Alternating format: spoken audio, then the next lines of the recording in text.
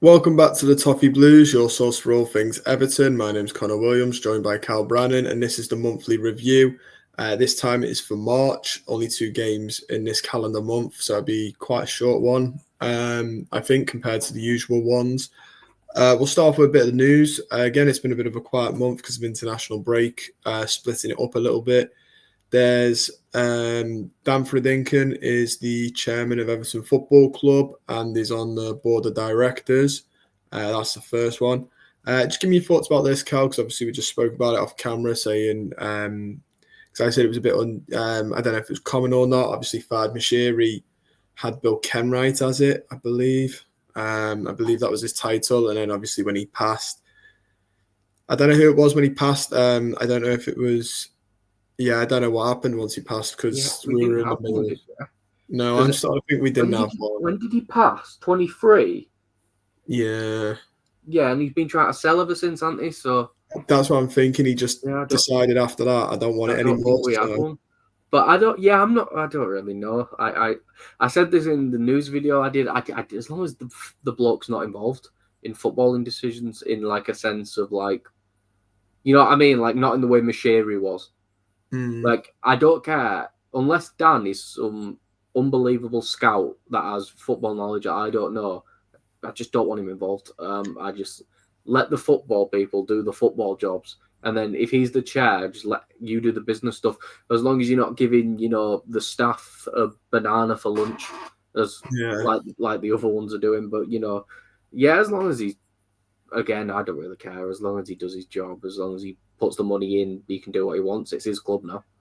Yeah, I find a bit. I mean, I don't know how business works. I find it a bit odd that he's not on the board of directors anyway as the owner, but he might be. I don't know. Like I said, I don't know business structure at businesses like this. But I guess it's nice that he's involved. It's better to have an owner who's got a finger on the pulse, but that's all he's got on it. He's not got his hand in your chest, but he's also not distant and just non-existent. So I think this is the nice blend. Obviously, he's got a bunch of other clubs and a bunch of other ventures. We're talking about the Canadian hockey team, is it that he's after? He's after a hockey team in Houston. Like, they're expanding the league, and he's one of the ones all on a new one. Obviously, he owns Roma. He was going in for the Boston Celtics as well, which is going to be stupid money, which worries me. That one worries me because, again, he's buying the second most famous, arguably most famous NBA team on the planet. Yeah, that's good. But again, he's put himself on the board with us. I don't know if he's in Roma as well, because originally I think it was meant to be his son. That was the rumours when that his son was going to be it. So I don't know if now his son's going to go and be more involved in Roma, and he's going to handle us, which is good, I guess. As lot, I much prefer that and him, being around than Mashiri, who was just like, yeah, see you later. I'm not going to give you any money to spend, and I'm just not going to come to games again. I think it's a positive overall because, again, I feel like he could do the bare minimum and be better than Mashiri at this point, but it's nice to see him at least involved. Yeah, I agree with that sentiment. It's nice that he's involved, but I'm hoping he's, like you said, not too involved. The next news is obviously the test events we had against Bolton Wanderers, his youth team. I think, or was it their reserves? The B team? I don't know if it's like the same thing as Brentford, where it's a reserve team, but they call it a B team so they can go out and travel and not play in Premier League 2 and stuff instead. They can go play, like Brentford go and play like all the B teams across from Europe instead of actually being in the English youth pyramid. Oh, okay, yeah. The test event, I know my dad personally said he went, and he said he loved it. So he said it went really well. Obviously, there were clips going around on social media, and obviously like I said to you off camera, he walked to down the pier head there. So obviously he avoided the two major things, which was obviously Sandhills train station, which I think even the plans that they're trying to do to fix the problem, I don't think will fix the problem come match day. And you've got 50,000 people sort of trying to do it, and you've got the little bridge, which, I mean, I will say this. I heard It's so funny. I did hear somebody say, though, that they drove over the bridge in a heavy goods vehicle. And they were like, the bridge isn't going to collapse because a couple of hundred people are walking over it at once. It's a heavy, it can withhold heavy good vehicles. And then I saw someone in the comments going, well, this is just what we were told. So, I mean, if the tweet has done well, everyone's talking about it. Whether it's 100% accurate, I don't know. I'm not a bridge engineer, but one person in the comments made a great point about vehicles going over it weighing more than people. I do probably think all the people in that photo, if they were all on one part of the bridge, might start to have an effect on the structural integrity of it. But bear in mind they're walking across. I don't think it will. But if that's what he's been told, though, that's also what he's been told. Yeah, but it's like we said, it shocks me how unprepared they've been, considering they've had this isn't Everton's job to do this. It's not our job. No, yeah. We shouldn't be paying the bloody council. And I'm not from Liverpool. Before we get into this debate, so I'm not saying how it should be thingied, but I don't know. It just feels to me like you think you'd want to be a bit more prepared for it, in a sense that this is an eventuality. Like my thing when I go to games, I'm just going to do the same thing your dad did. Just going to walk down the pier, have a nice little walk around. Again, I guess it might be one of those things where if we get tonked 4-0 by in Burnley, I think the last thing you're going to want to do is walk. But yeah, I am very shocked with Sandhills anyway that they haven't expected that. Every week there's going to be a minimum of 50,000 people at that stadium when we're at home. Yeah, I understand that. Probably a fifth of that, not even that, are going to want to get the train back from Sandhills, but then that's still 10,000 people. Yeah, it's poor. I mean, and I know a lot of the season ticket holders will shout on Twitter about being local, and they are local, so a walk is probably their ideal way, and a lot of them have the ability to walk to the ground, which is great. But a lot of the season ticket holders I've seen that manage to get it are fans from outside the city, which is also great. I'm not going to play postcode silliness or anything like that. But I think that's great as well. But also you've got the away fans who will literally just get off the train at like Lime Street and get on the train on the Mersey Rail there. So, and that's fully expected because they won't know the city very well, bar maybe the 2-3 times they come in a season. It's not just get Google Maps and walk. Don't go to Sandhills, just walk. It's a nice city to walk through. Just enjoy a walk through the city. You don't want to get on that train, from what I've seen, because that was only 25,000 people, and I guess they didn't. I don't know how long has this test event been announced for? Not long. Not long, no. So but the stadium's been announced for like 6 years, 5 years. Yeah, so I guess when they've got a Premier League fixture, they might be a bit more prepared when they know the Premier League fixture list. But again, then what if, like the Arsenal game, what if suddenly it gets pushed 3 hours back and they're like, it don't look very well prepared. And yeah, if I had to give advice as someone who is probably would have to go through that, just walk. It's like you said, like 25 minutes. It's not that long. No, and I saw that one of the plans is they're going to have dividers, railings, so it can filter, which always screams cattling people in, and it just causes more chaos. It's like, I don't know. I think the easiest way to just do it is just do what Wembley do. Just have someone at the end, and then a certain amount of people get through at a time. A certain amount of people get through it. It takes longer, but 1, it's much safer. 2, it doesn't mean everything's massively overcrammed. And 3, if you're getting on at Sandhills after a game at Bramley Moor, you're expecting you're not expecting to catch the train in half an hour. Let's just put it that simply. No, not unless you get out quickly and you're one of the first ones on the station. Yeah, that's what I mean. So, I mean, even now, when you go, when you get some of the stops on the train now, get a bit hectic. Kirkdale can look quite busy at times, as it is.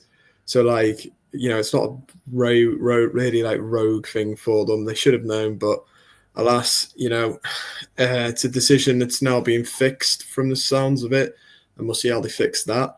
Other than that, I think we can bounce straight into Alcaraz's. We just mentioned this as well off stream. his loan is now being made permanent. 18 million, was it? 18 million, so about 15 million pounds, which really good business, to be fair. So far, but again, he'd have to have a horrendous fall off of 15 million not to be worth it, because that's pennies nowadays. We paid double that for Ben Godfrey. So it's one of those where I think it's just with the PSNR, everyone's just a bit nervous. I don't think PSR is a worry next season, because I can imagine this loan's going to count as from next season, and I feel like the rules are all changing, aren't they? Yeah, because unless we get punished for this season, which realistically, what we sold Onana for 50, and then spent 60, 70 at the most. Yeah, I think we might be safe. I mean, it's only changing because it's starting to affect the teams that they don't want it to affect. But I think it's good for the entire league, though. I think it's good, but it's annoying. It means teams like Newcastle, Villa, Forest can take the safety off. And I know some people aren't going to like it. They're buying the league. They should be able to do that if the clubs want to do that. At the end of the day, yeah. It also helps the promoted teams. I know, it's a big discourse recently that promoted teams are never going to stay up again. No, it's the end of the world. If they can actually pump more money in without having to worry about a points deduction, again, it's so stupid that the only way to stay up is doing what Forest did and cheat. You can't blame them. But it's one of those things where I think it makes it a bit more of a level playing field across now, including teams like Leeds, and if Sunderland come up, who will get big attendance figures, which will help be able to bring in more attractive players, etc., etc. Us, for example, all of a sudden, we're getting an extra 15, 20,000 in every game. Yeah. Imagine how much that changes. What's that? 40 quid a ticket, 50,000 a game. You can do the maths. So suddenly, that 19 times a season, all of a sudden, we're in a much better, and including cup games as well, all of a sudden, we're in a much better financial position. And it's nice to, actually be able to spend the money you make for once. Yeah, I can see both. So I think this way of trying to stop what they're trying to stop is awful. I can see, obviously, you don't want clubs to go spend beyond their means and go bust. And some clubs have a bottomless pit of money and will rise. It will be City and Newcastle fighting for the title in 10 years type of vibes, because they've got limited banks. Yeah, my thing is with Newcastle is I feel like the only problem with Newcastle is eventually they're going to pull out. As soon as their little sports washing, let's just put what it is, technique's done, we don't need you anymore, Newcastle. Bye-bye. We're going to sell you now. Make a profit off you. Yeah, I wouldn't. But I think the only problem with, for example, Man City, Newcastle and us is we still could get punished for this season. So it's a thing where, less so us, City, probably not. We can all hope they go, do you know what, City? 40-point deduction. There you go. And even if they don't get relegated to the Championship, I can imagine 99% of the team's just going to go, yeah, I'm off, mate. De Bruyne's I'm 34. I need to play Champions League football. Bye-bye. I think they'll probably get away with it, to be completely honest with you. But yeah, like I said, there's only 2 games, so we might as well start with the Wolves one. 1-1 draw. Minetti getting their goal, Jack Harrison getting our goal. Nice to see Jack Harrison on the score sheet. Talk me through the game, Carl. It was we were on the beach, weren't we? We were on the beach. We were living off good vibes. Which one of these was just after? No, it was West Ham, which was just after Moyes winning manager of the month. We're on the beach. We have been for the past few games now, if I'm being honest with you. I think it is very much now we're in the situation of we can't go down. We're not going to get Europe. Who gives a shit? The only games that matter are the Goodison games, which is ironic considering how we performed against West Ham. But I think it's one where I just don't think I don't know that the players didn't care, but there's just no reason to go 110% like they have done in the past few games, really. Wolves probably had more of a reason to fight than us, even though they're miles off getting relegated now as well. But yeah, I just feel like there was I don't know. I might not be remembering it properly, but in my memory, yeah, Wolves dominated the ball. We had some good chances. Lindstrom got an assist, which feels like a miracle. Yeah, that's nice to see as well. Lindstrom getting an This assist. was the first of the games where now Beto is the worst player to ever live again, apparently, according to fans. But Jared Brandweight had a bit of a stinky game. Now I remember, yeah. Nothing really. You know, like it is a game similar to West Ham in the first half where we probably take our chances, we win it, but at the end of the day, it's I'm not going to sit and be like, oh no, we're not going down. We're not finishing seventh. I don't care, to be completely honest with you. I only really care about the games at Goodison and the Derby game that's coming up. Yeah, I think, I think a draw on reflection was probably fair. I mean, we had the better chances of the chances, but we ultimately had a similar amount of chances each. I think ours were better quality, but I don't think it was a game that I'm looking back at going, Wolves have stole a living there. We should have won. No, they had a few chances they could have nicked as well. And if they'd have been better in build up, I think we were quite good in build up, but it was another situation of the attackers forgetting how to use their legs in certain. And again, just I feel like a big problem with us, no matter who the manager is if they've got no ideas, they just look at each other and just go, "I'm just going to hit it," and it never goes in. I can't remember the last time it actually went in. And just a gay goal early in the season, maybe, where they've just gone, I've got no options. I'm going to twat it. Because there's been a few distance goals, but I feel like it's been the point. You know what I mean? Like a lot of the Dyche era was just mark. Idrissa Gueye is going to put it out of the stadium. I was going to say, Idrissa Gueye's always wanted to try that. If he really stuck, he'll always have a pot shot from outside the box. And for what it's worth as well, Wolves have a very good side. That Andre for them had a very good game. Yeah, like it's weird, isn't it? And I'm a bit annoyed we didn't take the chance considering they had no Cunha. But it's one of those. The guy, that Bellegarde who played in his place, played quite well. Again, we're on a streak where it's like both the centre backs are exchanging crap games with each other. Tarkowski has a stinker, then Brandweight has a stinker, then Tarkowski has a stinker, then Brandweight, which is how, to be fair, I don't know how he's getting us results. Because it feels like a centre-back calamity is guaranteed every game for us now. I don't get where the concentration levels have gone from Brandweight and Tarkowski, Brandweight especially, but yeah, there's a realistic game where we win that 5-0 and we lose that 3-0. It could have gone either way. Yeah, like you said, we had chances as well. But so, I think a draw probably is on reflection because they could have won the game with Larson coming close, Pickford making a save late on in the game. But also, Beto could have scored on target that he really could have done better with. Yeah, I feel like a lot of stuff in the past two games have just been right at the keeper. We've not really made the keeper work for anything, especially in the West Ham game.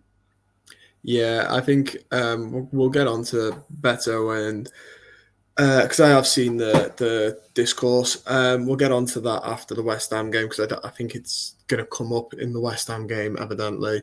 But I do agree with what you said. I think we're in a weird lieu of. I think we're safe. There's not a chance we go down. There is genuinely, like, realistic. What we have to lose every game. Yeah. Like I hate to break it to like the negative. We're 17 points clear with 9 games to go. I hate to break it to anyone. Ipswich aren't winning 7 out of the next or 6 of the next games. They're not. Don't get me wrong. Part of me wants Ipswich to stay up. I'd much rather Wolves or West Ham go down. To be brutally honest with you. But yeah, like there's no fight in Leicester or Southampton. Ipswich haven't won in 5. Let's just use the next games for example. Ipswich play Bournemouth, Leicester play Man City, Southampton play Crystal Palace. They are all getting tonked. It's that simple. We do not have to worry. I don't care if we finish 13th or 17th.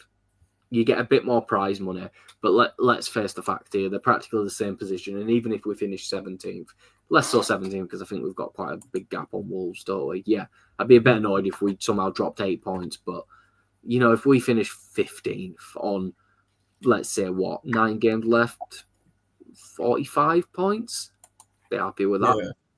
Yeah. Well, I mean, you speak about form, but we're in the Premier League, 9 games unbeaten.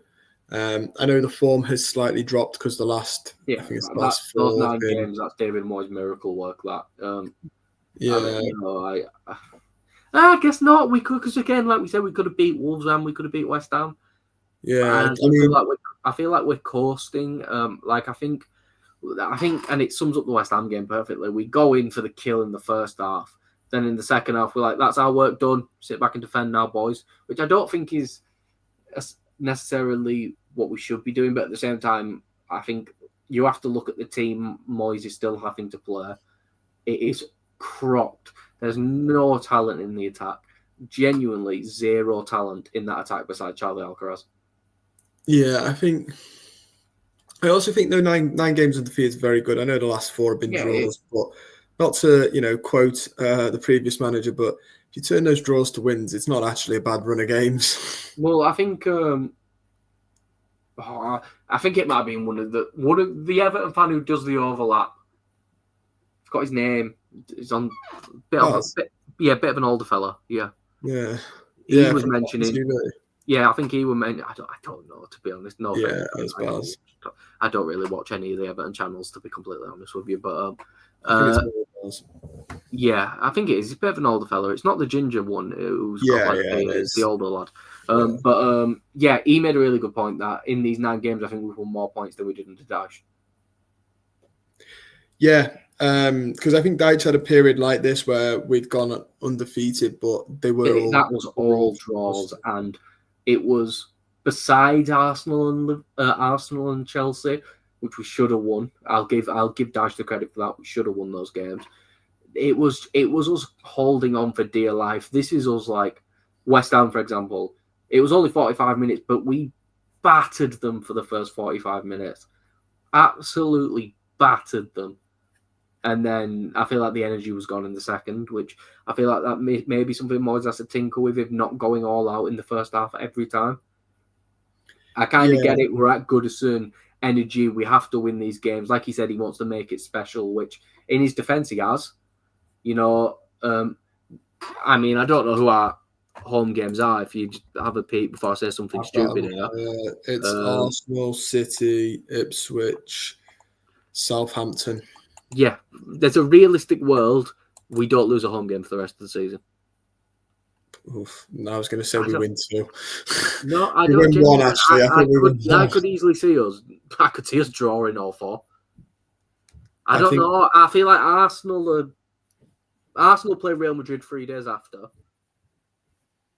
so they are playing a weakened side against us. I think at that point City will need to get their act together, otherwise they run the line of not getting Champions League football. I don't know, but I just think. I think Southampton. I think it's nailed on. Southampton will come. I think they'll pick up a win before that. And the last game of Goodison. But it's nailed on that they'll have 9 points and will look like they're breaking Derby's record, and then come to Goodison and bounce us. We go 2-0 up. They score 3. Yeah, just to get the fans are on the pitch. So they don't break the record. I hope they break the record before they play us. But I'm only going off. I'm not being negative for the sake of being negative. I'm going off what we tend to be like against the newly promoted clubs, and there's always one club that gets us. I genuinely see 4. I could easily see 4-1 all draws. Quite easily see 4. Because my thing is with City is I just think they're out of steam. I think they're out.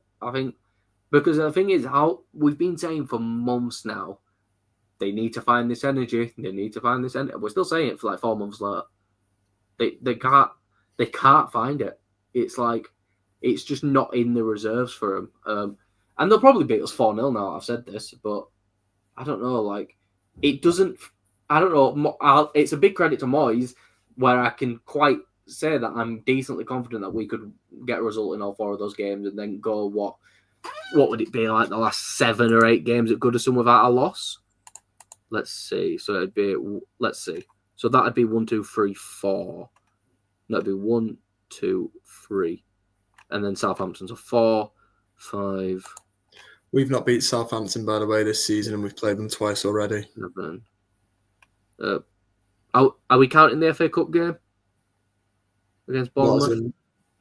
Haven't lost at Goodison.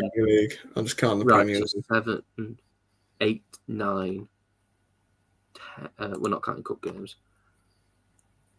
Since we haven't lost at Goodison since end of 2024 against Forest.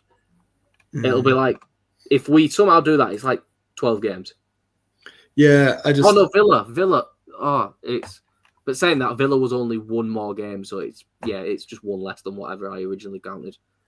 There's a couple of, I don't know about City. It depends what City, if they turn up, they always get better at this towards the last bit of the year anyway. And they tend to thump us towards the end of the season when we've played them. But I genuinely think Southampton, and people will laugh, but they've beat us twice this season. We haven't beat them. We drew them in the cup. If they're still on 9 points easily, if they've got like 13 at that point, we struggle. I honestly think if they've got like 13 points, the manager's just going to be like, this academy lad gets it. Actually saying that, this academy lad will then, they've somehow unearthed the next Alan Shearer in that academy, and he's going to put 4 past us. Yeah, I think sometimes Daniel Jefferson all over again. I don't know what it is. Sometimes I think it gives like Luton last season where they did us like 3 times over. I think we struggle sometimes against the lower clubs. At the end of the season when they were down as well. Yeah, I think we struggle against the lower clubs. I know last season was a different manager, and Southampton this season was a different manager. So might see how we do. I think part of me just hopes it's a Dyche. Yeah, well, I think it might be because he plays counter. He likes to play with the counter, doesn't he? And Moyes likes to play on the transition, but Moyes' build-up play is a little bit. Build-up play has been really good under Moyes, to be honest. It's been. I don't know, because I think. I don't know. I don't know who starts up front in that game. If I'm Moyes, I'm giving lads a chance in that game. He probably won't because it's the last game at Goodison, but it'd be like, if I'm me and I'm wanting to feel sentimental, Coleman probably plays. Maybe give an academy lad his debut at the last Goodison game just to be like, there you go, mate. You're not going to get a bigger debut. You never got. I'm trying to think, to be fair, because. There's Chimiti. It'd be nice to see Chimiti get some game time. Maybe Sheriff comes off the bench. It honestly won't surprise me if he loads the bench with academy lads and just makes like, if we're 3-0 up in the 75th minute and he just got, what I'd do anyway, this is very football manager, and just go, oh, 4, you can have your debuts together, lad. It's the last game at Goodison, enjoy it. Yeah, it'd be nice to see Chimiti get some game time when I think he's still a bit, no, he's back now, isn't he? He's back. It'd be nice to see him get some game time. It's a bit crap that Armstrong's not going to get a game at Goodison before we leave, but he's looking like the best midfielder in the Championship right now for Derby, so it's probably a good thing he's with them. And we'll probably talk about him when we talk about Beto after the West Ham game, but Calvert-Lewin, I imagine he's nearly back. Obviously, I know he got married midweek, and congratulations to him for that. From the looks of it, he looked. From the photos I've seen, it didn't look like he was carrying anything. It wasn't, he wasn't bandaged up or anything from what we could see. I think he might be back sooner rather than later. And I think if Beto, 2 games ago, impossible to have this conversation. It'd be silly to bring it up. But it'd be interesting to see where Beto is when he is back and what the manager does. Do you know what? I just feel like Calvert-Lewin and Scott. Do you know what it'll be? Calvert-Lewin's going to start over Beto, score like 6-7 goals in this last stretch. He's going to sign him to a new contract for $100,000 a week, and we're just going to be like, no, Moyes, no. Like, I like Calvert-Lewin, and do you know what? Calvert-Lewin, to be fair, is probably one of those where I'd get sentimental, and if he is leaving, I'd give him the Southampton game and be like, you've been here for long enough. The fans have turned on you a bit, but like I said, I still like Calvert-Lewin. I just think now's the time to go, and I think he does deserve a bit of a send-off at Goodison because he has been given a shit hand ever since the Ancelotti season. He has been, like, his career has been ruined by Rafa and partly Frank, bringing him back too early. Because, I know it's been 4 years now, but, I found myself going down the rabbit hole of that Ancelotti season. And you just notice how much he's slowed down. The pace has just gone out of his... Because I never remember him being that quick. And then I watch highlights and go, oh, no, well, he was actually quite quick before his knee exploded.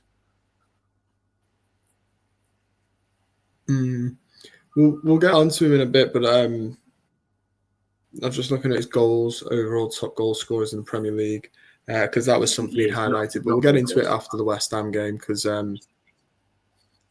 no. But speaking of the West Ham game, we might as well do this first. Like we've already preluded to quite a bit here, it was a bit of a stinker game from Beto. It has to be said. He was so bad. He was so bad. Yeah. It's like, and the thing is for him, right? I didn't think Lindstrom's great either. No, he wasn't. Broya comes on, looks all right. Chimiti comes on, looks really good. And the thing is, if I'm Beto, Chelsea have just announced they're happy to sell Broya, which means realistically, if we want him, we should be turning around and going, not a chance you get 30 million now. You've just said he's available. I'm not giving you 30 mil. Yeah, which I'm still not. I could honestly see Chelsea selling us I could see Chelsea selling us Broya for half. Genuine for half. I'm just not convinced on him right now. Obviously, he's had his injury. We'll let you take him for 15 million. Yeah, I take that. Like 15 million, if we can say, if they want 20 and we'll go, he has to hit these game bonuses. Like, even again, I don't know if you watched the England game. He came on for Albania. All of a sudden, Albania are back in the game. Yeah, I don't know. In an Everton top, I've not seen enough. I think he's ability-wise our best striker by a mile. But he's made of paper. I think ability-wise, he's our best striker by a mile. Like, I think if he's playing in this stint under Moyes instead of Beto, he's got more goals than Beto. I quite easily think that, to be honest with you, because I think he offers all the same stuff as Beto with more ability with the ball at his feet. And I don't really get how anyone else can't see that, because when he was in the few games he got, he wasn't getting any chances. Now we've learned to take chances and get chances. And, that's... But I just think... Don't get me wrong. Like, for example, if Ipswich go down and there's a world where we can pay 25 to 30 million and get Liam Delap in, then, yeah, I'm taking that. But, like, if Chelsea come to us and go, well, you can have him for 15 million and we get rid of Calvert-Lewin, still potentially get rid of Beto, I could see Chimiti getting loaned out, to be honest with you. 15 million for him to be a backup striker where there's less pressure on him, less pressure on his knees. Not against it, but again, I'm not touching anything. I wouldn't touch anything over 15 million for him, especially now that Chelsea have publicly said that they'll get rid of him. Yeah, I personally, I mean, I don't know. I need to see more from Broja, because I'm looking at his, and I have to be completely honest because I did it with Moipai. I'm looking at Broja's goals per season, and I'm not impressed. For a striker, I'm really not impressed. And the fact he's injury prone makes me think we've already got a striker that's struggling to score over 13 goals a season, who struggles with injuries. I don't really want another one who's struggling to score over 10 goals a season. Who do we get? Because I don't know. I feel like it might just be me still being in the mindset of what idiot joins this club. Like, but I made a new stadium, good run under Moyes. I guess there's probably more interesting options now for us, I'd guess. And before Moyes ends up going and spending bloody 20 million on Danny Ings or something like that. Yeah, we'll have to. I guess we're a more interesting prospect now for players, but I don't know. My mind is still stuck on the fact that you'd have to be a lunatic to join us because it's going to kill your career. We've got quite a lot of strikers as well. I think a couple. Obviously, Calvert-Lewin looks like he might go. I could easily see Beto going. Yeah, better if we decide to sell him. But at the minute, we've got 4 strikers, which is the thing is, mad. What were Udinese offering in January? About 13 mil. Yeah.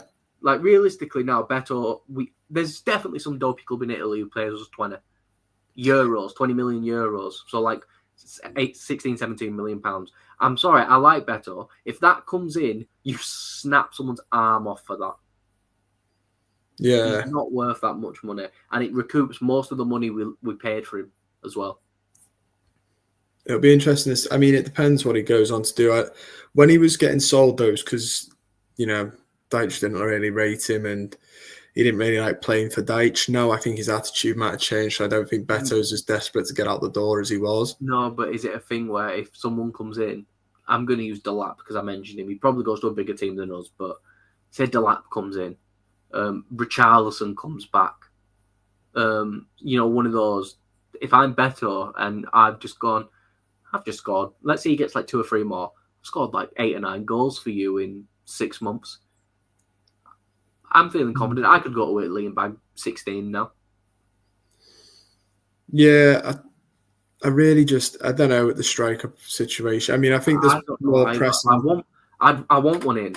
I'm sorry, but I don't trust Beto unless there's nothing.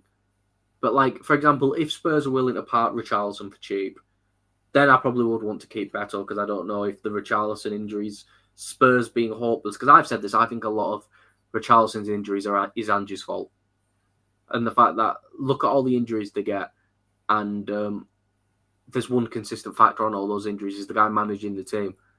It's like he manages on Football Manager with the intensity bar full, and then gets confused why all his players get injured.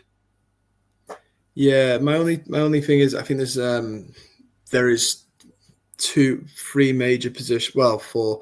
I think we need another left back, right back, right wing, left and then wing. striker.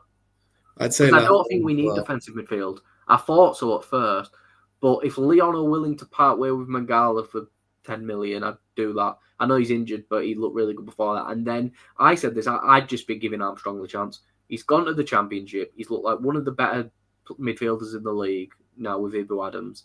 Maybe not that good, but he's adapted to the level at a crap team quite easily and has probably been their second best player in what may save them from relegation.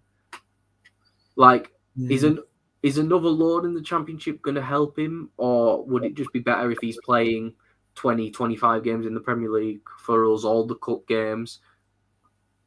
So I think defensive midfield were good. If Branthwaite leaves, obviously we need another centre-back, because I'm of the mind that I wouldn't be against dropping Tarkowski next season to a bench role.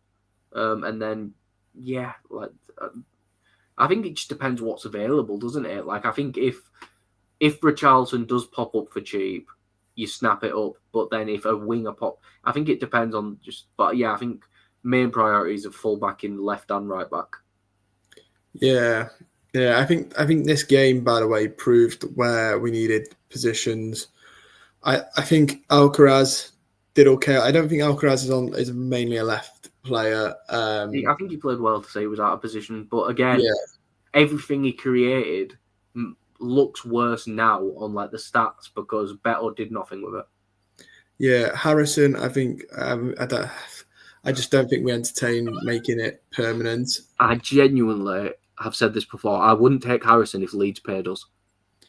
Yeah, Lindstrom. I've not seen enough of Lindstrom but I mean, it's harder for Lindstrom because it's his first time in the Premier League and it's a tough league. I think Lindstrom has a few. The credit I'll give Lindstrom is he should have so many more assists. Like he's put a few on a plate since he's got here, and just what's he got, like 1 assist? He could easily have like 7 or 8. I think the thing with like him is that he's new to the league and it's very well known. He played really well against Portugal for Denmark as well the other day. Played really well, and it's like, you know what the thing is with Lindstrom that makes him annoying is you see that there is clear ability there. That there's something there, and it's like, and I think there's a clear reason why he's not playing to his fullest, and it's the fact that he has this huge monkey on his back of not scoring in a stupid amount of games. And it came really close against Portugal. And for a second, I'm not going to lie, it had probably been most have celebrated an international goal that isn't England in the semi-final or the final. Yeah, he's one of those players that needs a confidence boost. I mean, he's another one where if we go to Napoli and go, we'll give you 10 million instead, I'd take him for 10 million. I think as a squad option, he's a good player as a squad option because he has energy. He's willing to track back.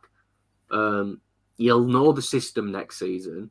And for 10 million, I'm not really listening to any fans who say he's not worth 10 million. 20 is a different story. 10, yeah, really, we're not. It gets us a backup winger sorted. It then means we can prioritise a right winger. And then it means if that right winger goes, which saying that, it doesn't shock me if Ndai's the right winger next season. I think he needs to play central behind the striker. I think it is, unfortunately for him, he's quite quick, isn't he?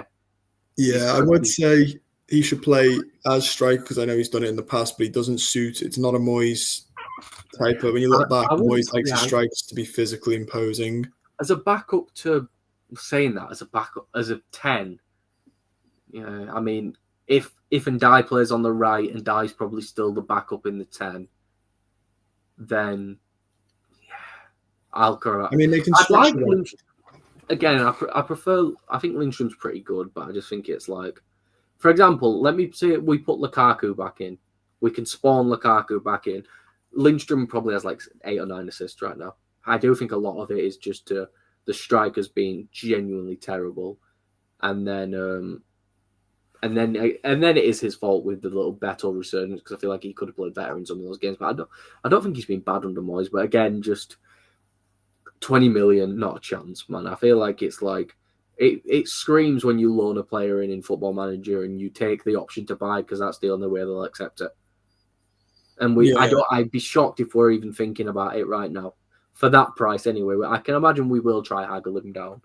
But yeah, I don't see a world where Lindstrom for £20 million worth it for any football team. No.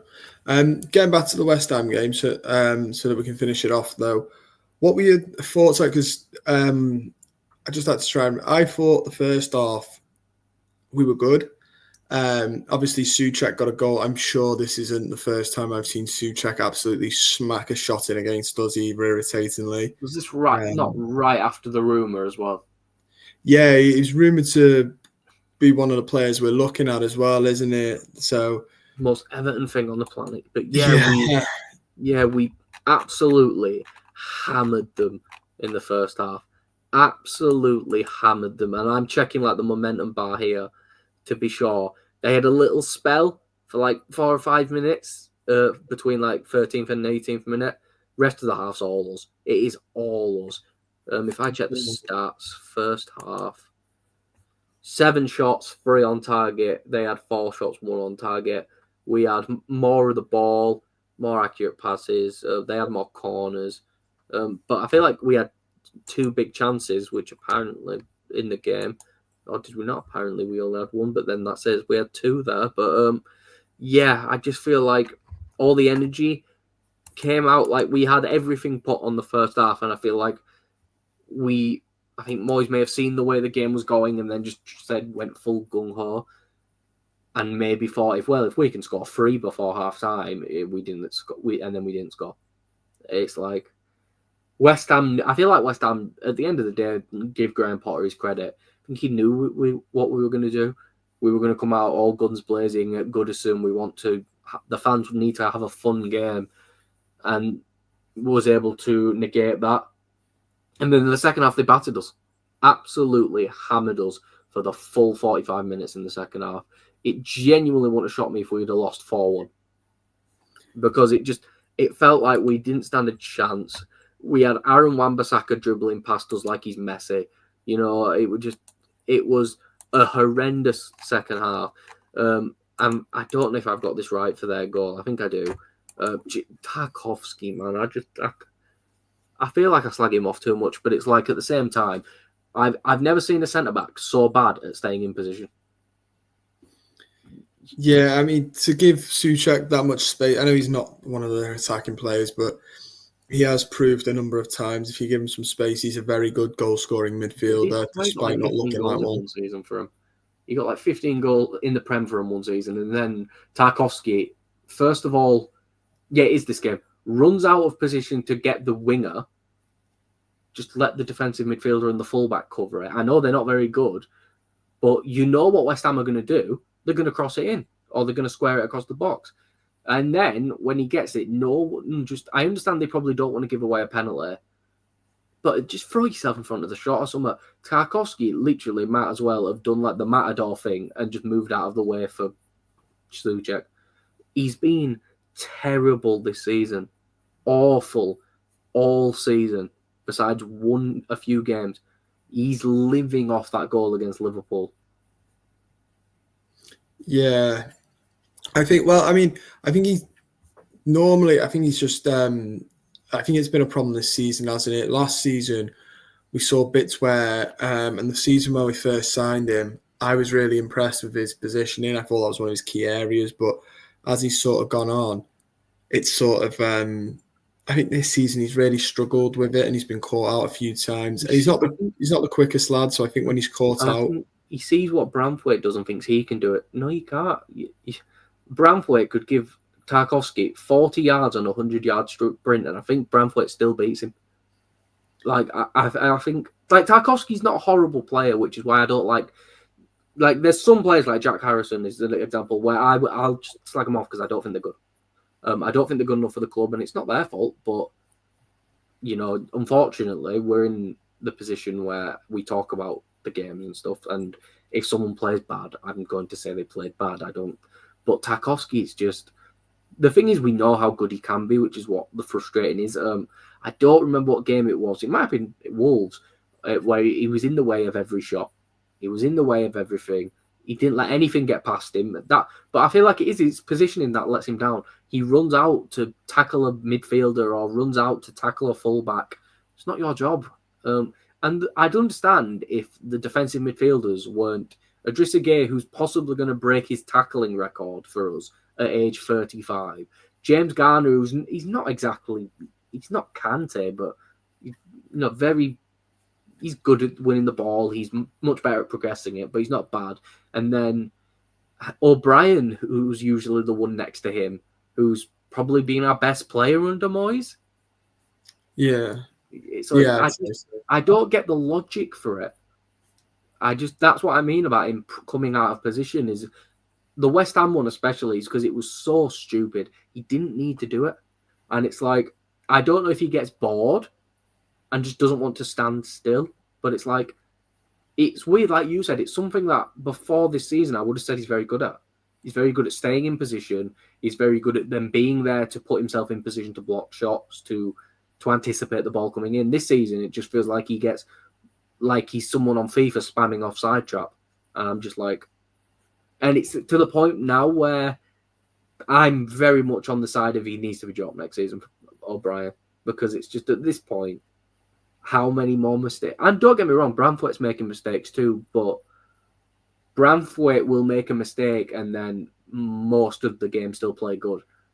Tarkowski will make a mistake and then it's 7 more chances come his way, which he might defend well, but it's like, I don't know with him. And I really like Tarkowski, so it's one of those where it's like, I'm not saying we should get rid of him or anything. I think that would be daft, but he's just, he's been really below expectations this season. And that may be us having too high expectations of him. I don't know, but I think it just feels like something's missing from his performances this season. Yeah, no, I think it is. It's strange. Like you said, it's almost like they can't both play. Like one has a good game and then the other not so well, and then one plays and the other's not so well. So it's really strange. But I'm hoping Tarkowski will bounce back. He's an experienced enough player too. But I do feel like we should have won it. Like, I don't know.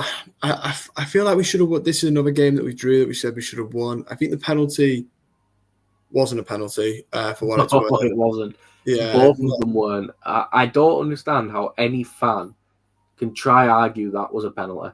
It is never ever a penalty. It's not even close to it. And then some go what I saw, because I think I did the Twitter for this game. Well, it would have been given against us. No, it wouldn't. No, I think if you're at the game and it might have been hard to see, I fully appreciate that. Yeah. But like if you're watching it and you've had the replays or something, or you've come home from the game and you've watched the replay, it's just better being Beto. But there was I think it was the 25th minute, he had a flurry of shots, and I was just like, one of them's got to go in, surely. Like the form he's been on, I was like, one of these has surely got to go in. I'm just saying, Beto stopped scoring as soon as I stopped putting my £1 Beto hat trick bets on. I haven't done it for the past few games and he hasn't scored. I'm going full superstition now. I think we're gonna have to put it on for the don't gamble, children, but I might have to, because I think I might have cursed the bloke that he can. But it's just it's very weird, Beto. It's like we say, like, the ability's clearly there to score goals, but at the same, it's either he scores one or two or doesn't exist. There's no in between. It's like I can give Broya, Calvert-Lewin, even Chimiti, that even though the limited to see, if they don't play necessarily well in front of goal, you can trust that they may get someone else involved. It was probably Calvert-Lewin's one of his biggest strengths, that even when he had stinky games in front of goal, which were most of the times because he can't finish one-on-one, he'd usually get someone else involved decently well. With Beto, it's just big man, run, which it's probably, it fits Moyes really well. And we said this when Moyes came in, that he was probably going to have a bounce back because he fits Moyes' style. But yeah, I feel like I trust him to get 3 or 4 more goals and finish on double digits. But I feel like he needs to be a bit more composed with himself in the box. He just needs. Sometimes it's genuinely simple as just take your time a little bit more, or it's weird because it's either take your time a little bit more, or just trust yourself and shoot.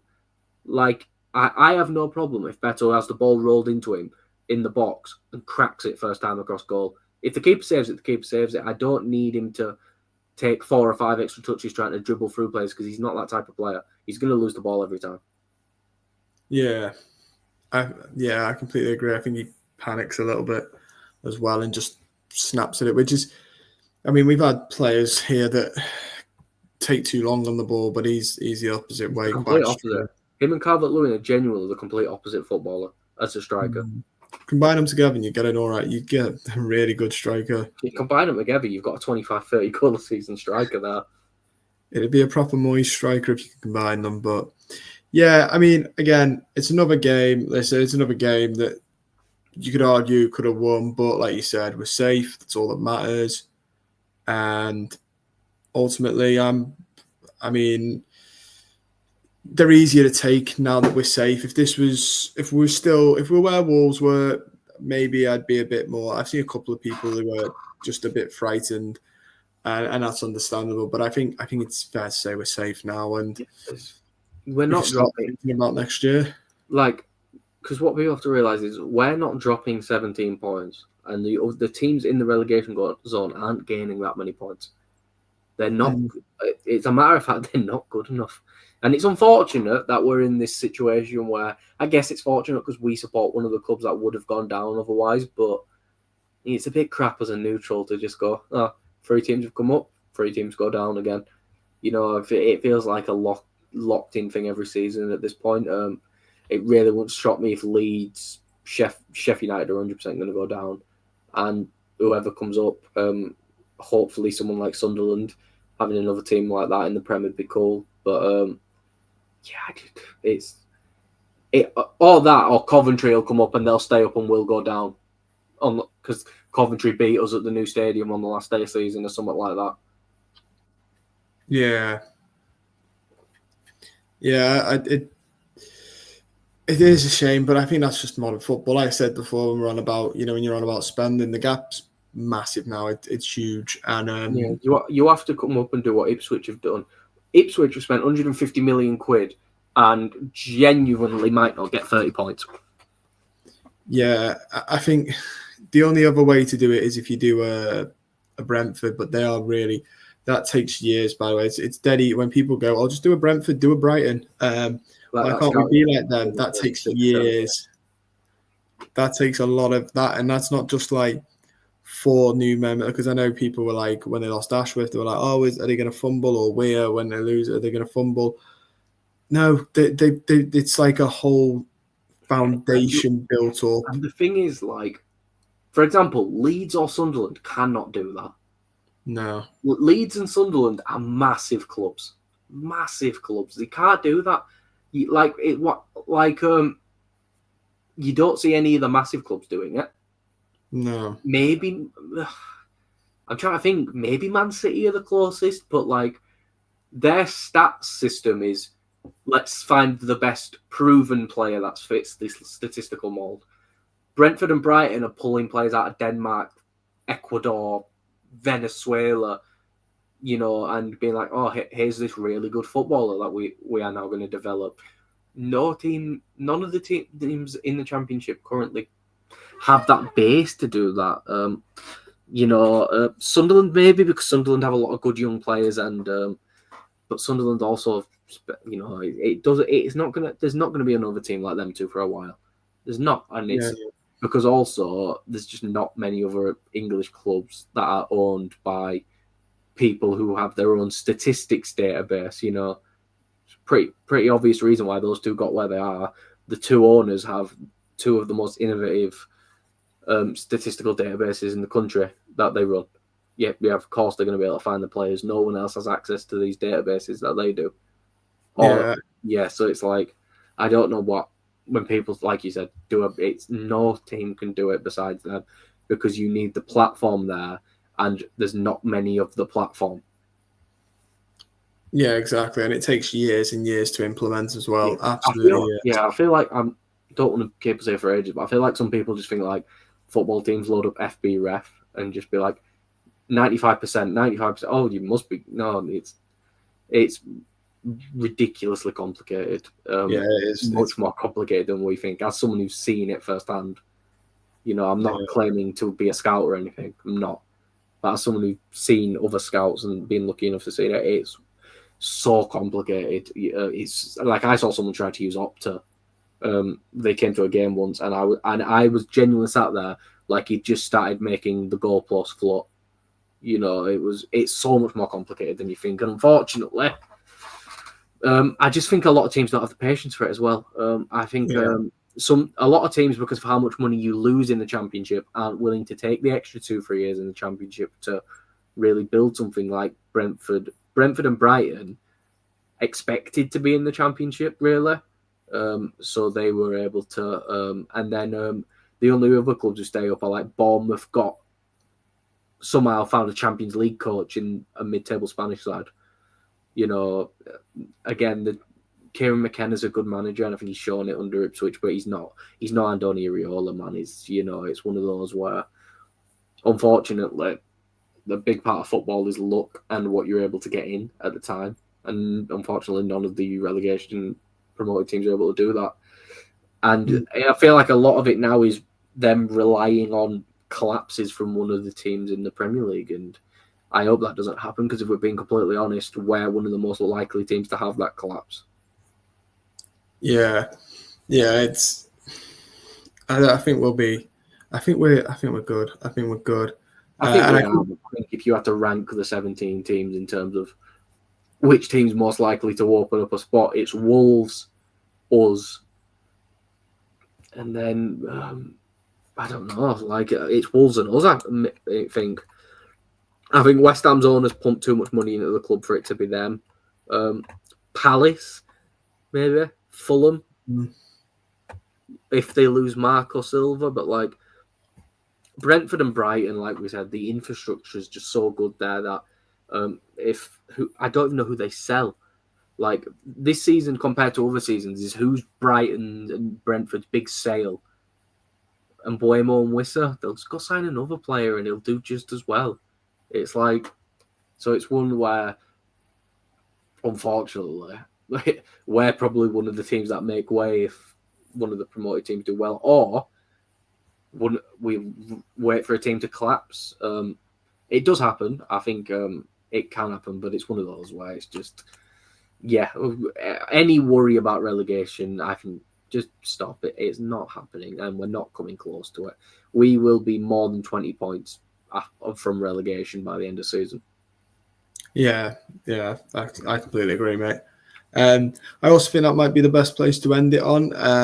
We'll be back next month to review April, where there will be more games.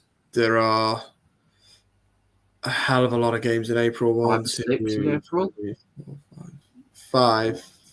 And they're all against good teams as well. Yeah, all informed teams. Well, not informed, but all good teams. Bar, you could argue maybe Forest, but they're informed, so they are a good team. Forest are getting Champions League. Yeah, it's grim, but that's the next month, so everyone's to look forward to. Don't forget to like the video, subscribe to the channel if you're not already, and comment your thoughts down below. Cal, thank you for joining me, mate. It's been a pleasure. Yeah, thank you for having me again. We've somehow waffled this up to an hour. Yeah, amazing. Absolute scenes. But we'll see you guys soon. Stay safe.